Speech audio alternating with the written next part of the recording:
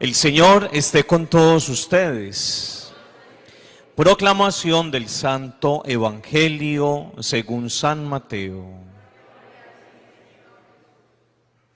En aquel tiempo Jesús dijo a sus apóstoles: no piensen que he venido a traer la paz a la tierra.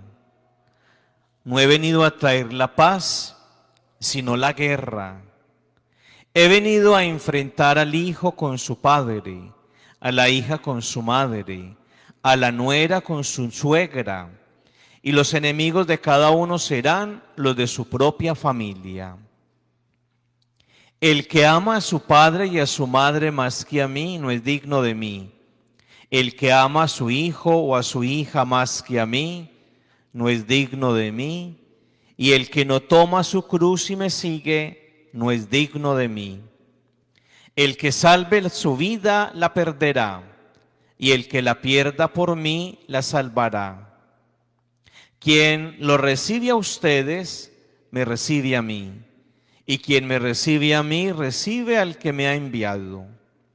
El que recibe a un profeta por ser profeta, recibirá recompensa de profeta. El que recibe a un justo por ser justo, recibirá recompensa de justo.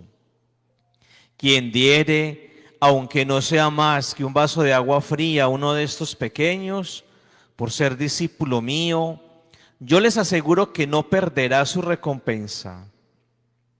Cuando acabó de dar instrucciones a los 12, Jesús partió de ahí para enseñar y predicar en otras ciudades.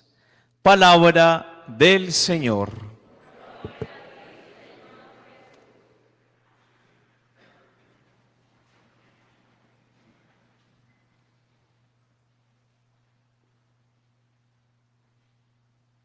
Saludo muy cordial a todos. Estos días venimos leyendo estas dos lecturas donde aparece esa figura de José. Y aquí encontramos una experiencia muy hermosa del pueblo de Israel. Y es lo que ellos le llaman la historia de salvación. Justo esta mañana, en la oración que hacemos los sacerdotes, una oración que se llama el oficio divino, la liturgia de las horas, encontré una expresión muy bonita que yo suelo utilizar, quizá cuando nosotros nos encontramos con momentos difíciles, con situaciones conflictivas, con problemas. Y es que en ocasiones a nosotros, o mejor, el problema se vuelve un yugo. Y un yugo es era esto que llevaban los bueyes, ¿no? Cuando los cargaban. Y entonces, ¿qué hacía el buey? Agachaba la cabeza para que pudiese arar. No tenía la capacidad de mirar hacia adelante, él solo miraba el terreno. A veces los problemas se vuelven un yugo y entonces ese yugo nos hace inclinar la cabeza y no podemos mirar para ningún lado.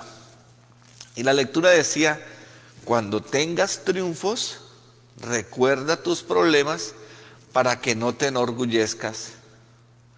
Cuando tengas problemas, recuerda tus triunfos, mira a Dios en esos triunfos para que no te llenes, no te agobies. Y una experiencia muy bella del pueblo de Israel es que ellos fueron capaces de ver en su historia de salvación la presencia de Dios.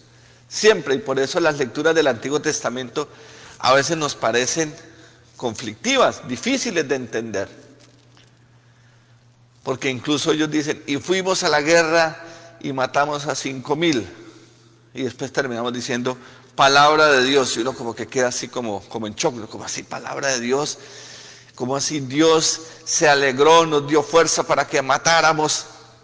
Incluso en la guerra, ellos ven la historia de salvación, ven a Dios en sus triunfos y en sus alegrías. Y con esa historia de José, el que fue vendido, como después, recuérdenlo, quizá ustedes son de misa diaria, ¿no? Venimos leyendo, creo que terminamos hoy con esas lecturas, ¿no? El que fue vendido hace una semana, hoy se convierte en pilar de salvación. Se convierte en aquel que le dio comida a sus hermanos, ¿no? Como la historia de salvación se va dando siempre. Dios está siempre en medio de nosotros. Dios no nos deja solos. En ocasiones nosotros no nos damos cuenta, pero Dios está ahí.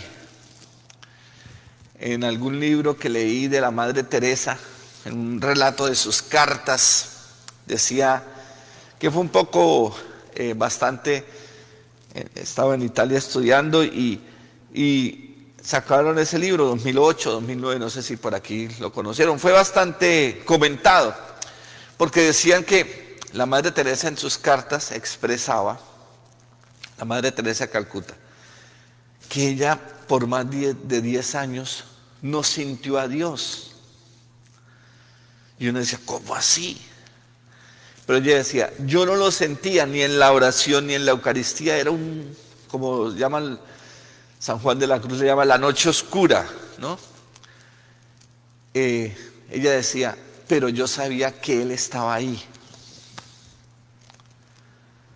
Yo sabía que Él estaba ahí. Es esa presencia de Dios, es la certeza que Dios está siempre. Y repito, en los momentos difíciles y en los momentos alegres. Y en el Evangelio de Mateo escuchamos una de esas lecturas que le llaman los teólogos lecturas problemáticas, ¿no? Porque uno dice, ¿cómo así que? Si uno lee ese pedacito, ¿no? No he venido a traer la paz sino la guerra. ¿Cómo así? No, hay que leerlo todo y hay que leer el contexto del Evangelio. Recuerden que Mateo es un evangelio escrito para judíos convertidos al cristianismo. Esta es la primera generación de cristianos. Mateo está escrito después del año 70, cuando destruyen el templo de Jerusalén los romanos. Ya el cristianismo empieza a ser un grupo, era un grupito, era una secta. Los nazorios, les decían algunos. Empieza a ser un pequeño grupo y se empieza a distinguir.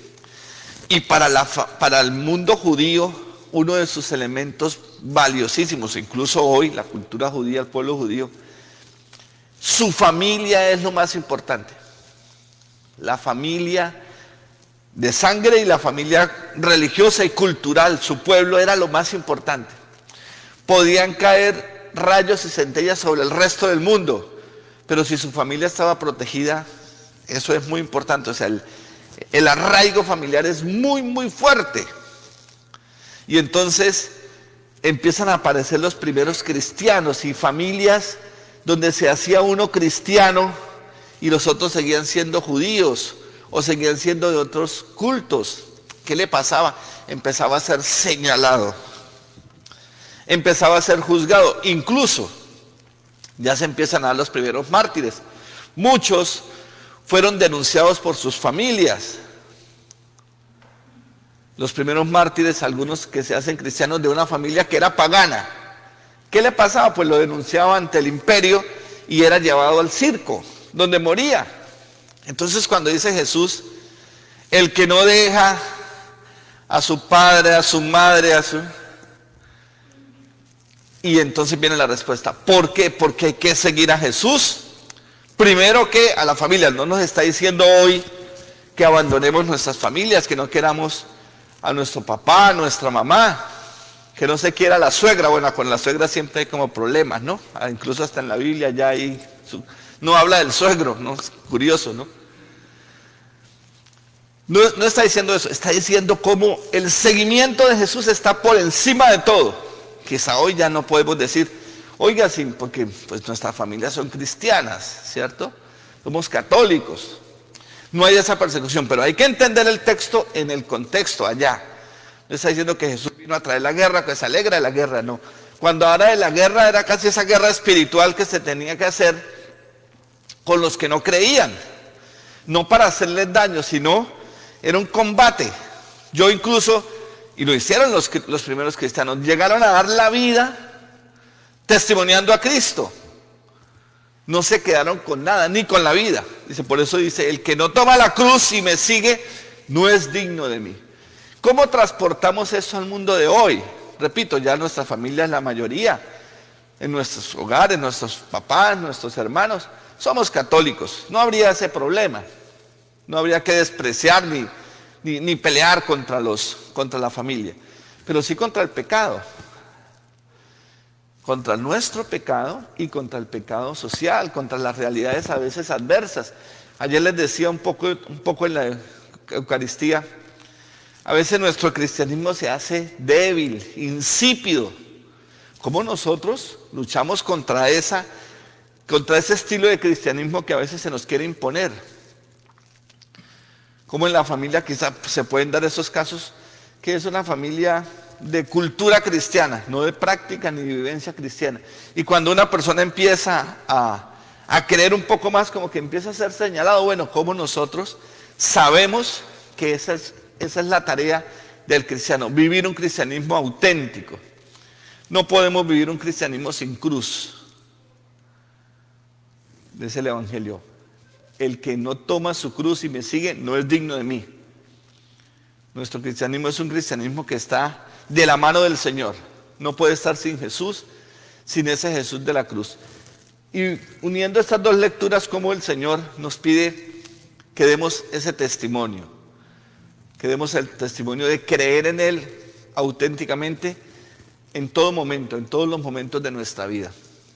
En la presencia maternal de la Santísima Virgen María, ella que en medio de sus dificultades, como le dijo al ángel, yo no entiendo, pero he aquí la esclava del Señor. Que nosotros también sepamos descubrir la presencia del Señor siempre, tomando nuestra propia cruz y caminando con Él.